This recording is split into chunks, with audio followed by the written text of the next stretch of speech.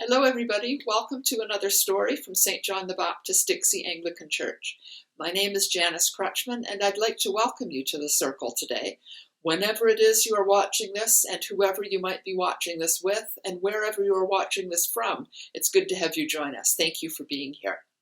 I'd like to remind you as well, these stories are closed captioned, so if you'd like to turn on the closed captions on your device, you can read along with us as we're sharing the story today. Well, before we begin the story today, let's take a look at where we are in the calendar of the church year. Do you remember the circle of the church year, where we tell time in a circle? And where we have the great mystery of Easter? And in order to make sure that we don't walk right by the great mystery of Easter and not even notice it, we have the time of getting ready for the great mystery of Easter, called Lent. We have already done the first Sunday in Lent and the second Sunday in Lent.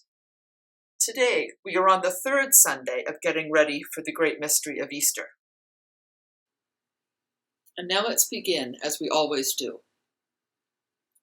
There was once someone who said such amazing things and who did such wonderful things that people began to follow him. And one day they just had to ask, "Who are you?" And he said, "I am the light." What we are going to do as we have the past few weeks, and to mark the season of Lent being a little bit different, we're going to leave the light on with us, beside us, as we share the rest of the story. And our story today is another one that we have borrowed from our neighbors at All Saints Kingsway. Very grateful to them for sharing their resources with us. Having neighbors you can borrow things from is like having family. This is nice. The people who have made these pieces that we use most weeks to tell the story have beautiful new art for this story, where the people have darker skin tones, and it's drawn showing the same scenes, but so beautifully. What I like about these that we have borrowed, the older ones, is you can see how well used they are. They're a little bit scraped around the outside. They're a little bit nicked in the center. The colors have changed. The crosses on the mother and father's foreheads are worn where the paper is there. And this is beautiful too, because this to me says that this story has been well loved and well told and enjoyed by so many people over the years. Next year we might have our own copy.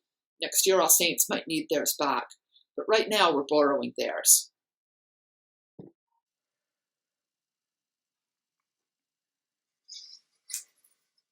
In the beginning, the baby was born. God chose Mary to be the mother of God. Listen to the words. God chose Mary to be the mother of God, and the Word was born, a wordless child. When the baby looked up into the face of the Mother Mary, the cross was already there.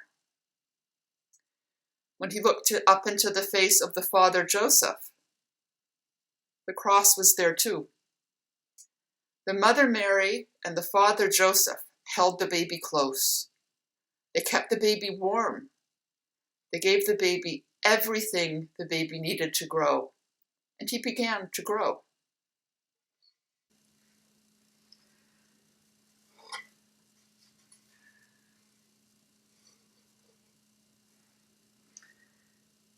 Now, when we're able to tell the stories in person, after each section of the story, we ask people to go around the room and find something that reminds them of that part of the story.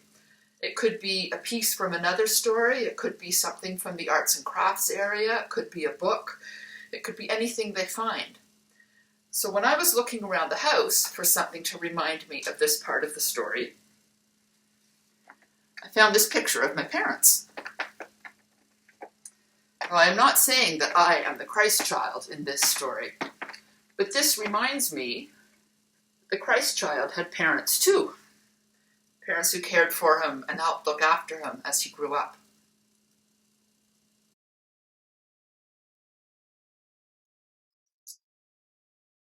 The baby grew and became a boy. When he was about 12 years old, he went with the Mother Mary and the Father Joseph and many others from their village of Nazareth to the great city of Jerusalem to keep one of the high holy days. When the celebration was over, the people from Nazareth went out through the great high gate and started on the road towards home. Suddenly, Mary and Joseph discovered that Jesus was not there. They thought he had been playing with the other children from their village as they walked together. They hurried back to Jerusalem to find him. Mary and Joseph looked in the dark and narrow streets. They looked in the marketplace where they had bought their food. They looked where they had spent the night. They looked everywhere. Finally, they even looked in the temple. And there he was. He was talking to the rabbis, the priests. When he spoke, they listened because he knew so much. When they spoke, he listened because he wanted to learn more. Mary and Joseph asked Jesus the question all parents ask their children, the question their children can never answer. Why did you do this? And Jesus said something very strange. He said, "Didn't you know that I would be in my Father's house?" Mary and Joseph did not understand because their house was in Nazareth, where Joseph's carpenter shop was. They did not understand, but they did not forget.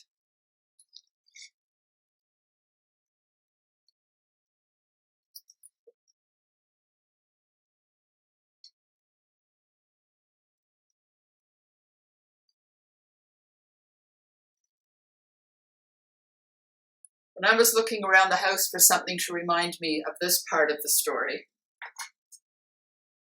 I found this plate from the light switch in my room when I was a child.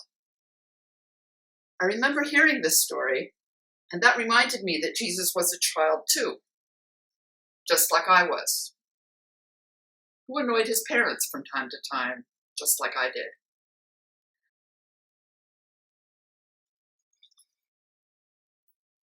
Jesus grew and became a man. When he was about 30 years old, he went to the River Jordan where his cousin John was baptizing people. Do you see John? You can just see the back of his head. He was a wild man. Jesus waded into the river until he was face to face with John. He said, "Baptize me." John looked at Jesus as if for the first time.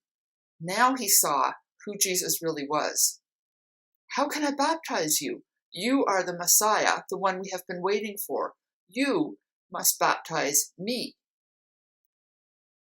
"No," Jesus said, "it is written that you will come before me and prepare the way. Baptize me."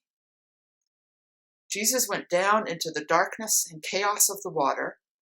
When John lifted him back up into the light, there were people there who said they saw a dove come down from heaven and come close to him. There were also people that day who heard a voice. The voice said, "This is my beloved Son, with whom I am well pleased." After Jesus was baptized, he went on across the River Jordan into the desert. He stayed there for 40 days and 40 nights to learn more about who he was and what his work was going to be.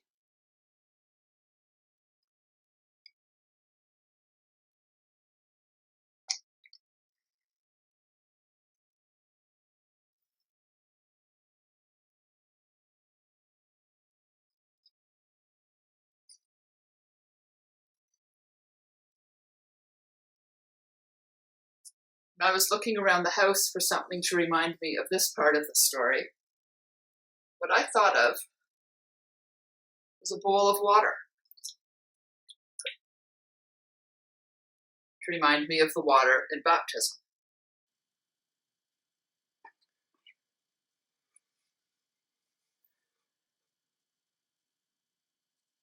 Jesus went into the desert to discover more about who he was and what his work was going to be. He was there for 40 days and 40 nights. There was very little to eat or drink. One day he heard a voice. It said, "Why don't you turn one of those stones over there into bread and have something to eat?"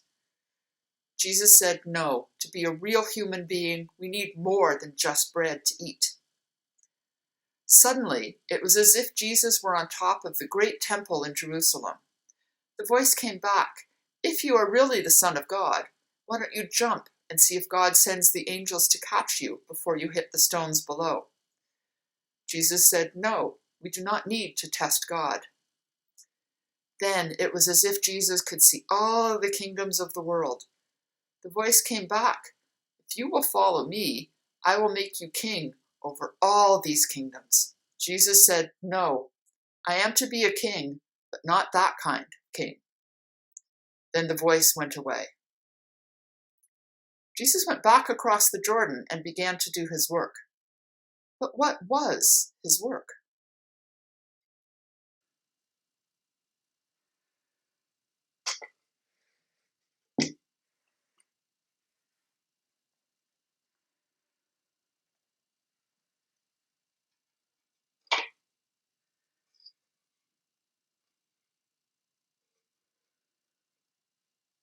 When I was looking around the house for something to remind me of this part of the story,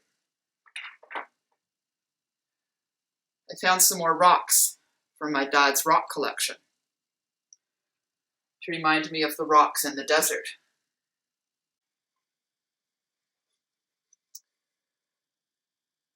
Jesus came back across the Jordan River and began to do his work. But what was his work? His work was to come close to people, especially the people no one else wanted to come close to. See, he has come close to this blind man. He is so close that he has touched the blind man's eyes. When Jesus came close to people, they changed. They could see things they could never see before. They could do things they could never do before. They became well.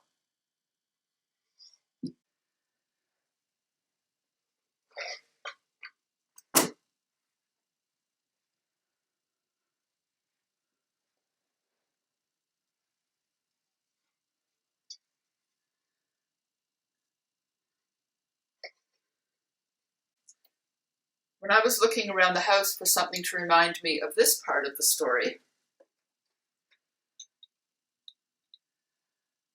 I thought of my other pair of glasses. I thought of the blind man who couldn't see and Jesus touching his eyes and helping him. And I thought of my glasses to remind me of that part of the story. And now we have acknowledged the third Sunday in the season of getting ready for the great mystery of Easter. And now let's get back to the light. That light couldn't stay in just that time, in just that place, and with just those people. So the light changed. The light changed so it could be in all times, in all places, and with all people. Where you are today and where I am today, the same light is with us. Well, I hope you enjoyed the story today. I hope you can see things around you that remind you of the different parts of the story. And I hope to see you again next week. Take care, everyone. Bye for now.